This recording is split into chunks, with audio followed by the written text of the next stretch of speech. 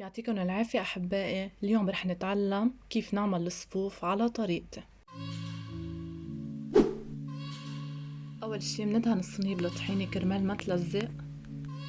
بنحط كبايتين من الطحين العادي، نرجع بنحط كبايتين من طحين الفرخة اللي هو السميد الناعم، نرجع بنحط كباية ونص من السكر وبنخلط المقادير مع بعض. نرجع بنحط معلقة كركم، معلقة بيكنج باودر، نص معلقة فانيليا و5 معالق حليب. نضيف كوب زيت نباتي وبنخلطه.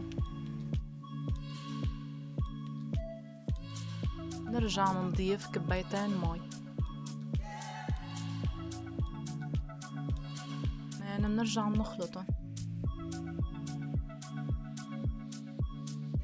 واخر شي بنضيف معلقة ماء الزهر كرمال يعطي طعمة مميزة.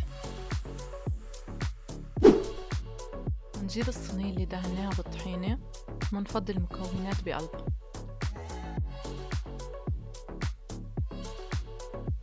وبنخضها شوي كرمال تطلع قالب واحد، وبنحط على وجهها سمسم، وفيكن انتو تحطوا اي نوع مكسرات عندكن. صارت جاهزة لتفوت على الفرن. فوتها على الفرن على درجة حرارة 120 على الرف اللي بالنص.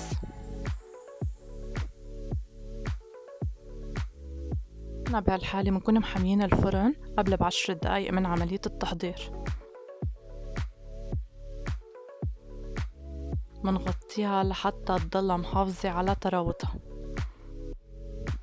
وهلأ صارت جاهزة للأكل.